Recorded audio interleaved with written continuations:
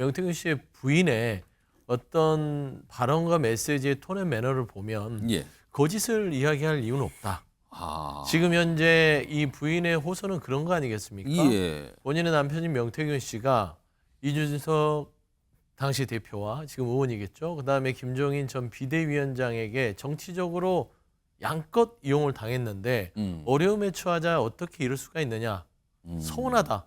예. 이 표현입니다. 그러니까 전체적으로 흐름은 그거예요. 흐름은 지금. 그거예요. 그건 예. 뭐냐면 그러면 없는 관계를 가지고 서운할 이유가 뭐가 있겠습니까?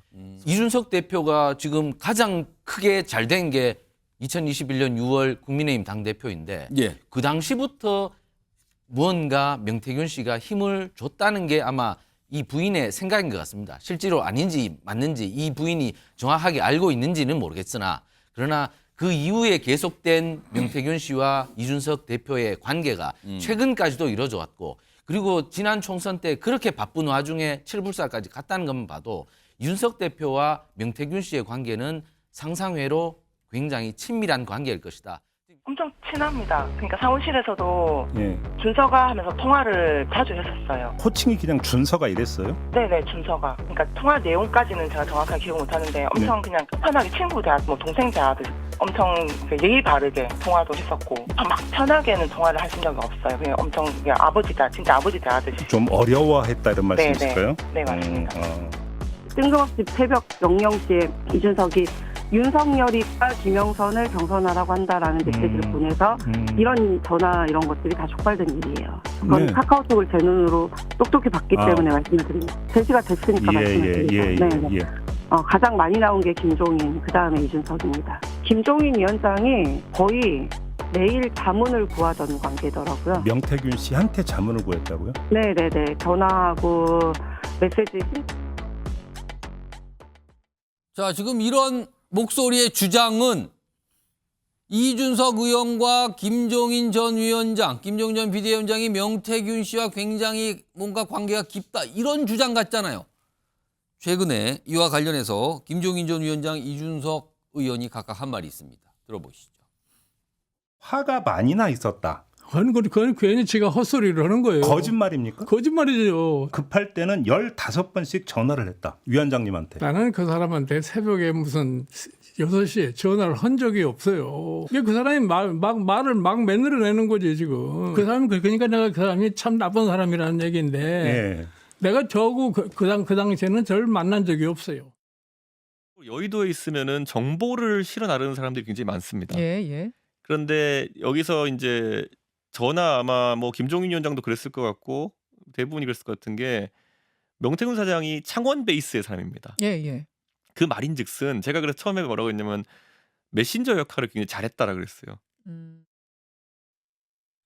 그러니까 두 인물은 약간 뭔가 선을 긋고 부인하는 분위기잖아요, 지금요. 앞서서 들렸던 주장과는 또 다릅니다. 자, 이런 가운데요. 명태균 씨 부인이 언론을 통해서 뭔가 얘기를 꺼낸 내용이 있습니다. 우선 첫 번째입니다. 명태균 씨 아내 되시는 분이 언론 통해서 인터뷰를 한 거예요. 그러면서 이렇게 얘기해요. 그러니까 명태균 씨 아내예요. 내가 이준석한테 한마디 해야 하는 거 아니냐고 했다. 그러니까 뭔가 좀 이건 말도 안 되고 억울한 거 아니냐 이런 분위기가 나오죠. 저기서. 한마디 이 정도면 해야 되는 거 아닙니까? 본인 남편이 명태균 씨에게. 그러면서 이렇게 얘기를 해요. 평온하게 잘 살다가 이준석 때문에 우리 일상이 다 망가졌다고 얘기를 합니다. 일단 이준석 의원과 관련된 얘기예요. 다음은요. 김종인 전 위원장과 관련된 얘기도 이 부인이 얘기합니다. 정치인들이 명태균 씨 모른다 이런 대응들 나왔는데 특히 김종인 전 위원장이 뭐 약간의 거친 표현을 쓰면서 미친 뭐라고 하니까 신랑이 너무 안쓰러웠습니다. 그러면서 김종인 전 위원장은 이게 과거 얘기죠. 새벽 6시면 전화가 와 내가 깨고 그랬는데요. 이렇게까지 설명을 합니다. 최경철 매일신문 편집위원, 서영주 맥 정치사회연구소장 두 분 나와 계십니다. 네, 안녕하십니까. 정치열 위원님. 네. 명태균 씨와 이준석, 김종인 전 위원장. 이 관계를 어떻게 봐야 되는 겁니까? 지금 검찰 수사를 받고 있기 때문에 그 부분에 대해서 진술을 할지 안 할지 그 이준석 지금 의원이죠. 의원과 예. 김종인 전 비대위원장에 대해서 뭐 어떻게 금전이 오갔거나 뭐 어떤 뭐 범죄에 연루될 만한 진술을 할지 안 할지는 모르겠습니다만 저는 안 할 거라고 봅니다. 하지만 지금 아마도 명태균 씨와 가장 가까운 사람은 역시 부인이겠죠. 부인이 좀 많이 그렇습니다. 알겠죠. 예, 뭔가를. 부인이겠죠. 부인과 가장 이야기를 많이 하고 뭐 50대 남성이라면 저도 그러합니다만은 저에 대해서 가장 많이 아는 거는 부인이겠죠. 집에서 전화 통화 누구하고 전화 통화인지 다 알지 그렇습니다. 않습니까? 그리고 뭐 괴로운 일이 있을 때는 부인한테 많이 털어놓죠. 아. 그렇기 때문에 부인도 상당 부분 많이 알고 있을 것이다. 그런 측면에서 이준석 대표에 대한 원망을 오늘 일요신문 오늘 인터뷰였습니까? 예. 오늘 나온 것 같은데 이준석 때문에 이렇게 됐다. 일상이 다 망가졌다 그렇습니다. 이렇게 얘기했어요. 이게 처음에 이 명태균 씨라는 사람이 언론에 등장한 것이 명태균 씨와 이준석 대표가 칠불사에서 회동을 하였다. 칠불사. 회동을 하였다. 그게 시작이 그렇습니다. 그게 시작이 된 되었죠. 거네요. 왜 회동했느냐?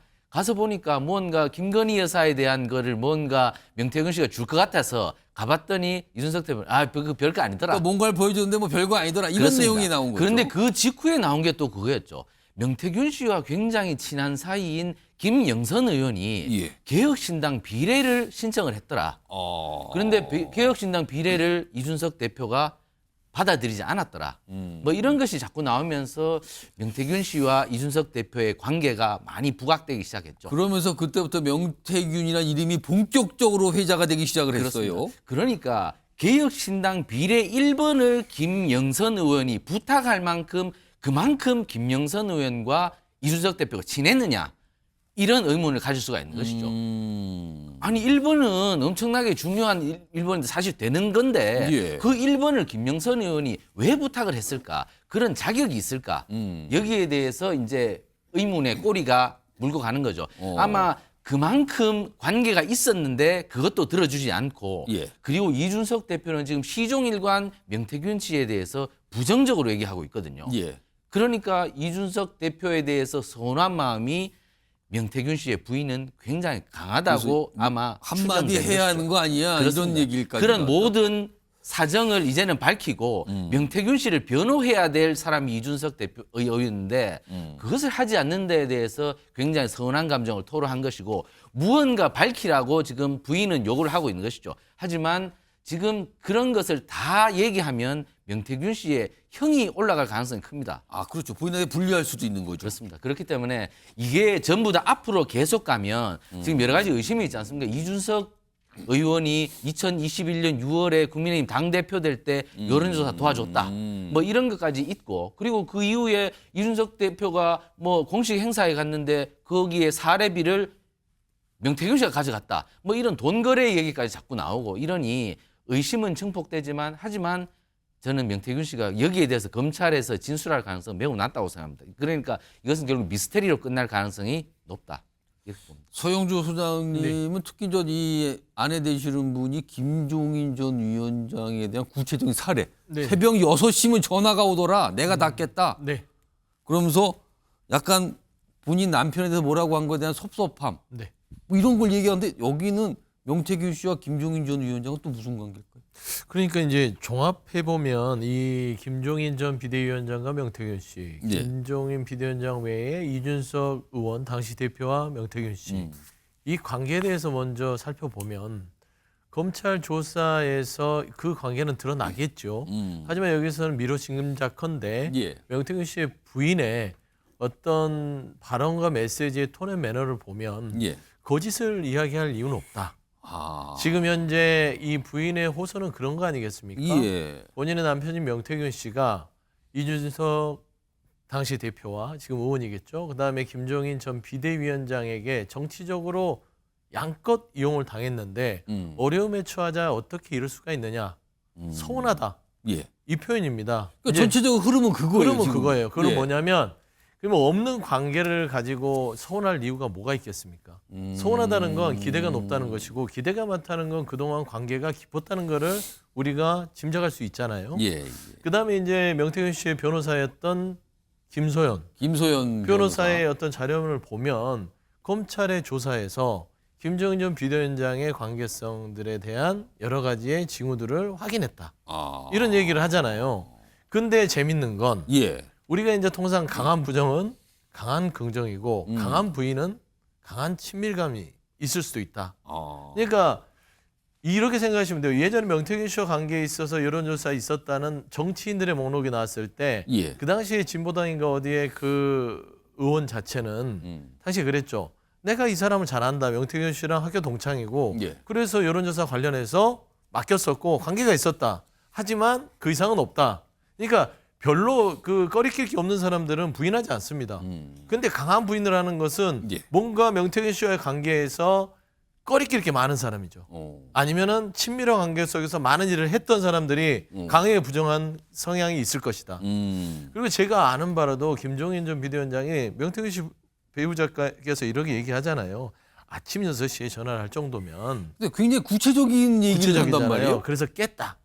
그러니까 당시에 선거를 앞두고 특히 오세훈 시장과 관련해서 김종인 전 비대위원장과 이준석 당시 대표가 지금 의원이 어떤 역할을 했는지에 대한 여러 가지 행간들이 저기에 저는 묻어났다고 봅니다. 저는 명태균 씨 아내 되시는 분께서 저는 구체적인 얘기를 한 것은 많은 걸 얘기할 수 있으나 예. 결국에는 이준석 의원이 아직은 본인의 남편에 대해서 뭔가 방어나 편을 들어줄 수 있는 그런 기대를 버리지 않고 있다고 보고 있고요.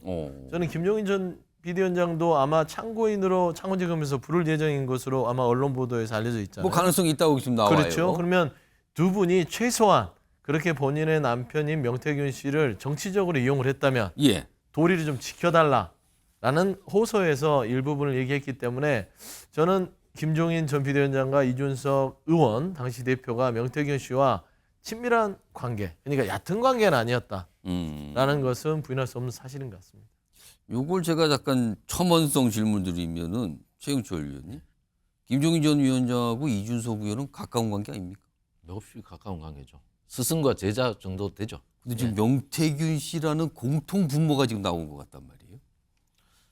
그러니까 김종인 비대위원장은 비대위원장을 했고 예. 윤석 대표는 지금 여당의 당대표를 하였기 때문에 그리고 그분들이 되는 과정에서 명태균 씨가 일정 부분 영향력을 행사하지 않았나 하는 것이 지금 명태균 씨 부인의 얘기인 것 같아요. 왜냐하면 엄청나게 많은 도움을 줬다는 것은 결국에는 이준석 대표가 지금 가장 크게 잘 된 게 2021년 6월 국민의힘 당대표인데 예. 그 당시부터 무언가 명태균 씨가 힘을 줬다는 게 아마 이 부인의 생각인 것 같습니다. 실제로 아닌지 맞는지 이 부인이 정확하게 알고 있는지는 모르겠으나 그러나 그 이후에 계속된 명태균 씨와 이준석 대표의 관계가 최근까지도 이루어져 왔고 그리고 지난 총선 때 그렇게 바쁜 와중에 칠불사까지 갔다는 것만 봐도 이준석 대표와 명태균 씨의 관계는 상상외로 굉장히 친밀한 관계일 것이다. 지금 이준석 대표를 부른다는 것은 통신 기록을 검찰이 갖고 있다 보니까 엄청나게 많은 통신 조회를 해보니까 서로 너무 많은 통화, 너무 많은 문자가 있었을 걸로 보입니다. 그러니까 불렀을 터인데 그렇게 된다면은 과거 어떤 정치 자금이나 이런 부분에 대해서 검찰이 캐물을 수는 있다. 그러나 지금 관건은 제가 아까 얘기했다시피 명태균 씨가 얼마만큼 이 수사에 추가적인 수사에 협조적인 것인지 이것이 관건인데 제가 볼 때는 명태균 씨의 지금 태도로 봐서는 추가적인 진술을 통해서 자신의 범죄 혐의를 키울 가능성은 별로 없다고 봅니다. 자, 이런 상황입니다. 지금 명태균 씨 그리고 민주당에서 계속 이제 명태균 씨 관련된 녹취록 공개도 하고 있어요. 지금요. 오늘도 공개 내용이 있는데 일단 들어보겠습니다. 그런 내용. 매일 거의 하루 이틀에 하나 정도씩 공개하고 있어요. 오늘도 하나 나온 게 있는데 들어보시죠.